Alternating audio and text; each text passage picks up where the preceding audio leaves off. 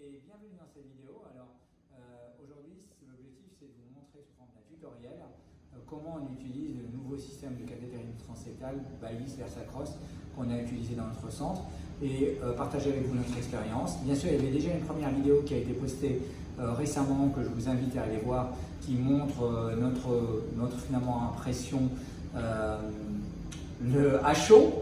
Et aujourd'hui, on voulait partager avec vous comment l'utiliser parce que vous serez amené probablement à l'essayer. Et on voulait partager avec vous, avec Nicolas Reynaud, comment on fait. Donc voilà, on vous montre aujourd'hui le matériel. Nicolas, tu peux le montrer, je pense. Bonjour. Alors, petit travelling, on va venir voir le matériel. Alors, là, ici, on peut voir la gaine, une gaine assez rigide.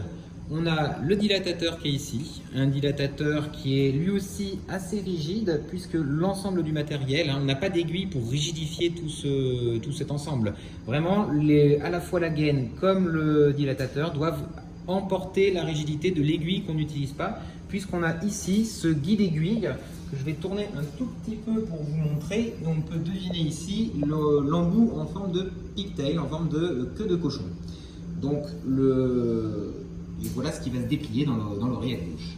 Autre avantage de celui-là, c'est que bien sûr vous pouvez le préformer, ce qui vous permet, comme il est assez rigide, vous arrivez finalement à déterminer la courbure que vous voulez. On peut, comme il est rigide, ce dilatateur, en fait sur l'ensemble de sa longueur il est un peu rigide. Là par exemple je lui rajoute un petit peu plus de courbure, une courbure un peu forme lampe à 90 degrés quasiment.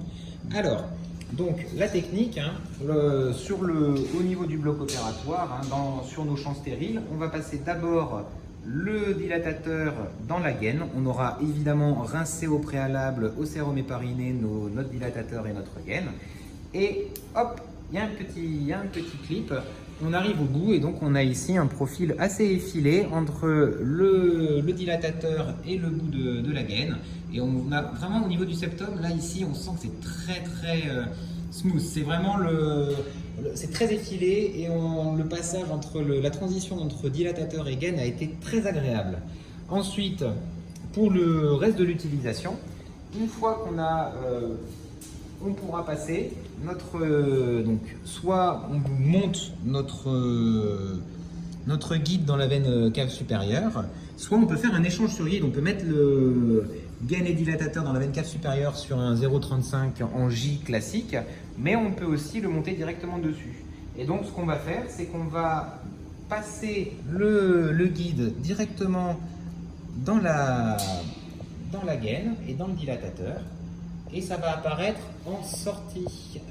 Ici, on voit que je l'approche et il commence à se déployer.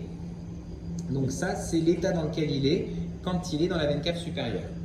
Ensuite, on va avoir plusieurs marqueurs ici au niveau du guide. Et en fait, on va rentrer le guide jusqu'à avoir un marqueur qui apparaît. Hop, c'est ce petit marqueur qui est ici. Et en fait, on va le mettre à ras le dilatateur. Là, ça veut dire qu'au bout, on a rentré totalement l'ensemble de la pigtail, on l'a rentré dans le dilatateur. Et normalement, on voit sur la scopie les deux marquages. Et après, une fois qu'on est bien positionné, on va venir sortir ici au bout du marquage.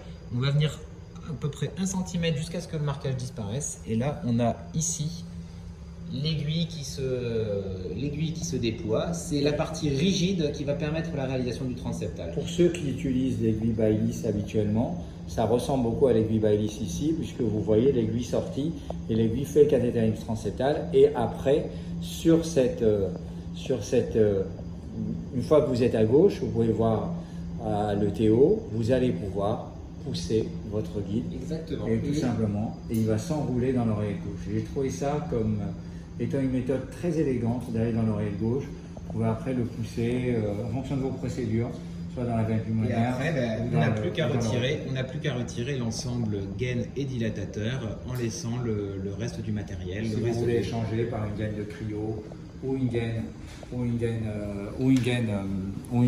cryo ou une gaine orientable, peu importe. Donc bon, on voulait vous partager là sur ce tutoriel l'usage pratique. Donc on en a une impression très positive comme vous avez vu. Je pense que ça simplifie une certaine prise en charge. Il faut l'essayer, il faut comme toute tout univers interventionnel, c'est l'usage qui en fera l'expérience et il faut toujours pouvoir en essayer plus. Dans la prochaine vidéo, on partagera avec vous ce qu'on voit comme avantages et inconvénients. Alors, avant de vous quitter, merci de mettre un pouce bleu et de vous abonner à la chaîne et à très bientôt. Ciao, ciao. Ciao.